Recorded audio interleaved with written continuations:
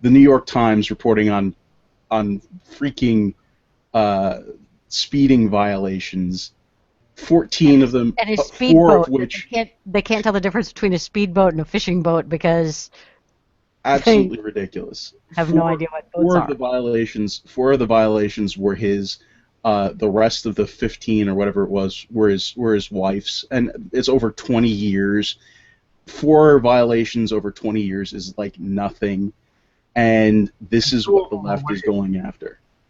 By the way, 2 of them were waived. He went in and contested 2 of them, and they were dropped.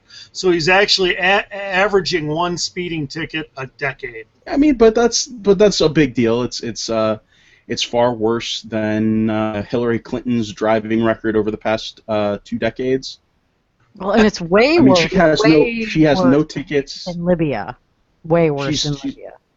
Well, no, but I'm saying that it's worse than Hillary's driving record over the past 20 years because she's had no carbon footprint. She's got no tickets because she hasn't driven herself. Yeah. Yeah. In fact, by looking at her, I suspect she is neither inhaled nor exhaled in that time as well. I'm just saying. You look close. I have to bring up how this played on Twitter. RB Pundit got asked, or at least he responded to this tweet, does Rubio register his boat out of state to avoid paying taxes on it? Who remembers that story? RB Pundit replies, that was Kerry, who was looking to avoid 6 times what Rubio's boat cost in taxes on his yacht. Anybody remember that? To John Kerry, Rubio's $80,000 boat would be a buoy. Yes.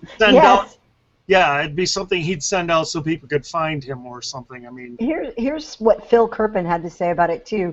Marco Rubio drinks water, gets traffic tickets, and needs a mortgage to buy a house. And of course, I had to respond. He's so out of touch. Absolutely. I mean, it's not like somebody who has an authentic problem with debt and stuff like Hillary Clinton and Bill Clinton when they left the White House and they were dead broke and stuff, and then they started getting paid hundreds of thousands of dollars to speak for 45 minutes, 15 minutes. It's fine. It's success story. That's an American success story, is what that is.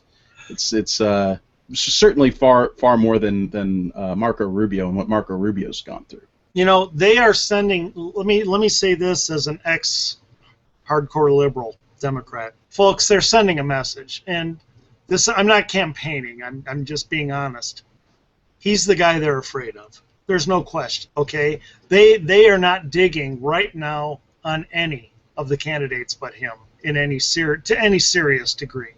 They are digging 100. They are putting all of their heavy hitting, digging into one man, Marco Rubio, because he is terrifying to them. And what's also really funny is when you see liberals who are commenting on shows like Fox where they know conservatives will be watching, and that liberal is asked, who are the Democrats most afraid of? They always say Jeb Bush.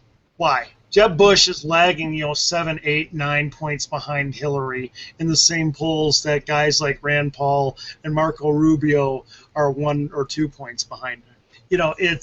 They're trying to guide who you do and don't have as your nominee. Marco Rubio needs to be punished because Marco Rubio is just a vile human being, and